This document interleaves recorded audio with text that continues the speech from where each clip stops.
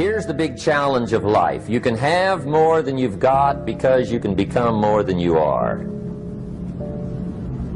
That's the challenge. And of course, the other side of the coin reads, unless you change how you are, you'll always have what you got. I have found in my experience that income does not far exceed personal development. Now, sometimes income takes a lucky jump, but sure enough, unless you grow out where it is, it'll usually come back where you are. Life has strange ways. If somebody hands you $1 million, best you become a millionaire quickly, so you get to keep the money. Otherwise, sure enough, it'll disappear. Somebody once said, if you took all the money in the world, divided it up equally among everybody, it would soon all be back in the same pockets. Incredible. Success is something you attract, not something you pursue. Success is looking for a good place to stay. So instead of going after it, you work on yourself. Personal development. See, the major question to ask on the job is not what are you getting. The major question to ask on the job is what are you becoming? See, the big question is not what am I getting paid here. The big question is what am I becoming here? Because true happiness is not contained in what you get. Happiness is contained in what you become. So that's our major subject for tonight, personal development. Of all the assignments Mr. Schoaf gave me at age 25, this was probably the most difficult. In fact, I'm still working on this one. I think it's an unending challenge to see what you can become. The next subject is called Basic Laws. And it's good to study the basics. And I call these basics primarily because they come from the Bible. Now, I'm not a theologian or a minister, and that'll be apparent. But Mr. Schoaf taught me that the Bible was a good textbook for ideas and stories and success equations, how to live the better life. I found out that was true. He also taught me that the Bible is as practical as it is spiritual, and I found out that's true. If you look at your bank account and your income and you're not happy, there are several places in the Bible to check to see what the heck's wrong so you can make the changes. And we're going to cover some of those tonight, called basics. Okay, the next subject is my favorite, setting goals. Mr. Schoaf taught me how to set goals. What a favor that was. One morning at breakfast, shortly after I met him, he said, Jim, let me see your current list of goals, and let's go over them and talk about them. He said, maybe that's the best way I can help you get a better direction started. And I said, I don't have a list. He said, well, is it out in the car or home somewhere? I said, no, sir. I don't have a list anywhere. He said, well, young man, that's where we got to start. He said, I can tell you right now, if you don't have a list of your goals with you, he said, I can guess your bank balance within a few $100s. Which he did. And that got my attention. I said, you mean my bank balance would change if I had a list of goals? He said, drastically. That day I became a willing student how to set goals. And sure enough, learning how to set goals changed my life. And I often wondered why no one had ever taught me how to set goals up until age 25. I went to high school, but if they offered it, I missed it. I went to college for a year, never heard it. I worked for Sears. Really. And to my knowledge, Sears never taught it. Right? How to set goals. So here I am, age 25, married, my family's starting, I've been to college, I'm working, and I still don't know how to set goals. But fortunately, when I was 25, I met the man who taught me how, and it revolutionized my whole life. Economically, socially, personally, it's incredible. So I want to share with you tonight what Mr. Schoaf shared with me, how to set goals. It can be a life changer. Okay, the next subject is the negative part of the seminar. Life is part negative, so we got to talk about the negative. And this subject is called diseases of attitude. Diseases of attitude. There's a lot of things that can wreck your chances to do well. We live in a rather dangerous world, so you got to be not only wise, you got to be careful. Now, attitude diseases are just as bad as physical diseases, right? High blood pressure, heart trouble. I mean, a lot of things lace your chances to do well. So you've got to be careful. And attitude diseases are deadly. I mean, they'll destroy all the good things you start. Okay? So we'll go through those attitude diseases, how to spot them, how to look for them, what they are, and the cure. And I'm a pro on these because I've had them all, so I can give you excellent advice on these. Now, the last subject we're going to consider tonight is called the day that turns your life around. The day that turns your life around. And under this subject, we're going to talk about the emotions that can change your life. Human beings are emotional creatures. And emotions are powerful for life change. Now, of course, emotions are so powerful they can go either way on you. Emotions can either build or destroy. So you really have to employ emotions properly. We call civilization the intelligent management of human emotions. If you can intelligently apply your emotions in the right direction, no telling what can happen. Could turn your life around one day would be sufficient. So we'll talk about those. Okay. Now that's a lot to cover in one evening. But we'll keep at it here and see if we can't get it all done. I'd like to have you now jot down the theme of the seminar. Every seminar should have a theme, I guess. We've got one. It's on some of our literature if you happen to notice it, but if you didn't, for your notes, here it is. The theme of the seminar goes like this: the major key to your better future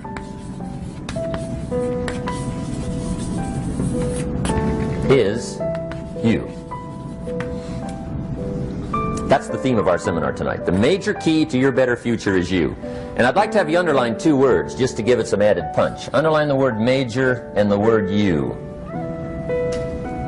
so that it reads, the major key to your better future is you.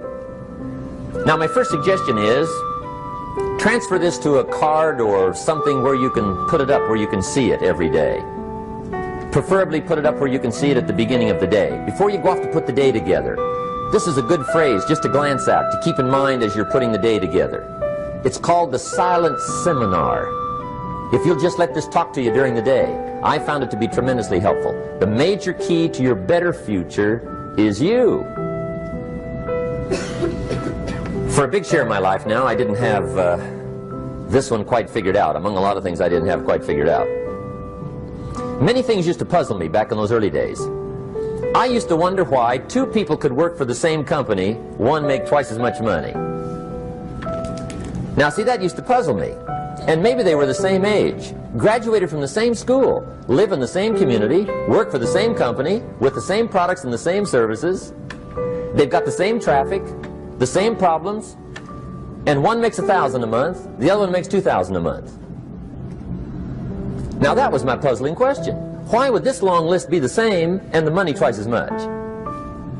I asked, what's the difference between $1,000 a month and $2,000 a month? And I don't mean $1,000 a month, right? I could figure that out. But what makes the difference? Why would one person do twice as well, 3 times as well? Speaking economically, now I know there's more than one way to do well. I understand that. But in this little narrow area called compensation, what's the difference? Well, back then, with my faulty thinking, I'm trying to reason it out. I thought, well, maybe time makes some of the difference, right? Some people do better because they have more time. I used to say, Harold ought to be able to do well. He's got a lot of time. If I had all of Harold's time, I could do well. Now, that's got to be dumb, right? Number one, you can't get somebody else's time. A guy says to me one time, he says, you know, if I had some extra time, I could make some extra money. I said, then forget it. There isn't any extra time.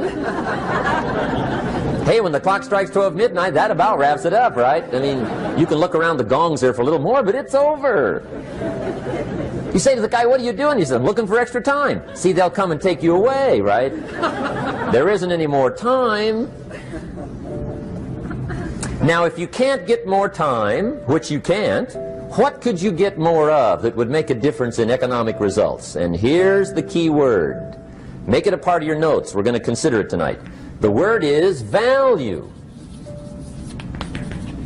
And I have a little phrase for your notes. Value makes the difference in results. Value makes the difference.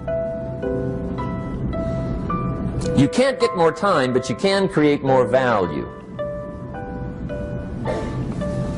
Now here's the first lesson of economics. Everybody should learn it from the time they're old enough to understand what a dollar means, how to earn one, how to get one, how to keep one, what to do with it. First lesson of economics. We primarily get paid for value. That's lesson one. Bringing value to the marketplace, that's how you get paid. You don't get paid for the time. I know it takes time to bring value to the marketplace, but you get paid for the value, not the time. Now, since that's true, here's one of the key questions of the evening. Is it possible to become twice as valuable at the marketplace and make twice as much money in the same time? Could you become 3 times as valuable? Make 3 times as much money in the same time? Is that possible? The answer is yes, if. And it's always if, right? Life is known as the big if. Harry Truman once said, life is iffy. How true. And here's the big if we're going to consider it tonight. It's possible to do much better at the marketplace if you go to work primarily on yourself. And that's the theme of our seminar tonight. Learning to work primarily on yourself. People have asked me for the last 24 years, how do you develop an above average income? And the answer is, become an above average person. Develop an above average handshake. Some people want to be successful, they don't even work on their handshake. As easy as that would be to start on. They let it slide, they don't understand. Develop an above average smile. Develop an above average excitement. Develop an above average interest in other people. Develop an above average intensity to win. See, that'll change everything. Probably one of the most frustrating experiences in life is looking for an above average job with above average pay without becoming an above average person. It's called frustration.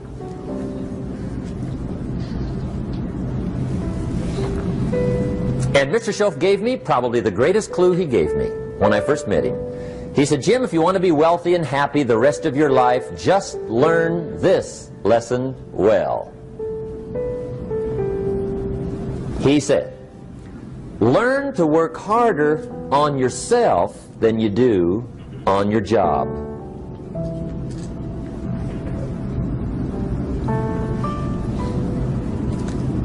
Then Mr. Schoaf gave me probably one of the most important clues among so many things he taught me, but this was in those early days. Mr. Schoaf was very kind, but he was also very abrupt. And he had these interesting questions to ask. I'm giving him a little rundown one day on how things hadn't worked out for me. He said, Mr. Rohn, I've got the answer for you if you will listen carefully. And listen carefully I did that day and for the next 5 years. If somebody's wealthy and happy, you gotta listen. He said, Jim, I've only known you a short time. But he said, it's already my honest opinion that for things to change for you, you've got to change. That wasn't quite the answer I was looking for. But that's the answer he gave me, and I pass it along to you on this warm summer evening in Anaheim, California, 1981. For things to change for you, you've got to change. Otherwise, it isn't going to change. Before I met Mr. Schoaf, I used to say, I sure hope things will change. Right? That seemed to be my only hope. If it isn't going to change, I'm in serious trouble. And then I discovered it isn't going to change, so I'm in serious trouble.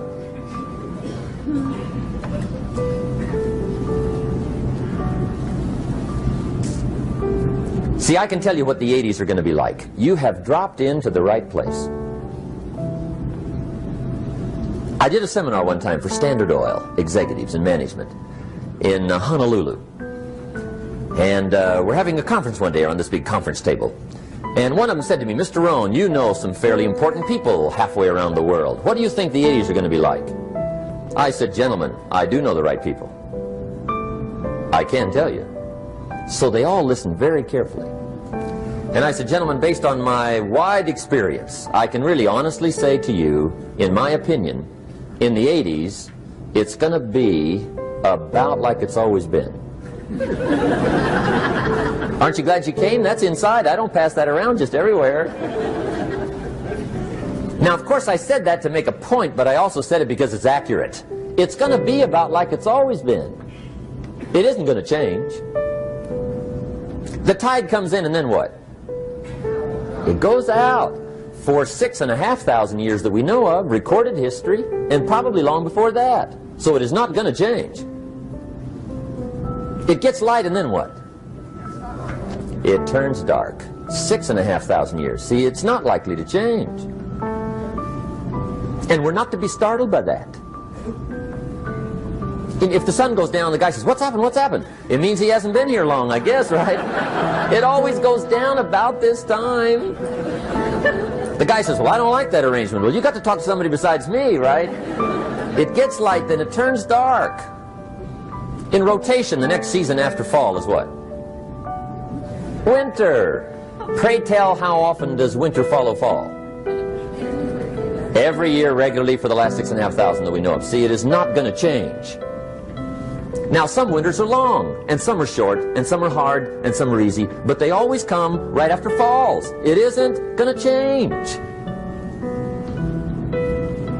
Sometimes you can figure it out, sometimes there's no way to figure it out. Sometimes it goes well, sometimes it gets in a knot. Sometimes it sails along, sometimes it gets in reverse. See, that's not going to change. The last 6,000 years reads like this: opportunity mixed with difficulty. That's how it reads. It isn't going to change. The man says, well, if it isn't going to change, how will my life ever change? Answer, when you change. And whether I'm talking to high school kids or business executives, my message is always the same. And it goes like this: the only way it gets better for you is when you get better.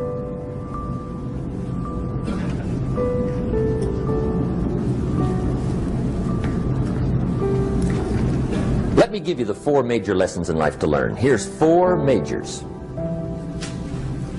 It's good to study the majors. In our weekend seminar we teach, some people don't do well because they major in minor things. You've got to be on the lookout. At the end of every week, end of every month, you've got to check, make sure you're not spending major time on minor things. We go through that whole series. Majors and minors. Now, let me give you 2 phrases before we get to the 4 majors. This will set it up and you'll see where I'm going. 2 key phrases for your notes.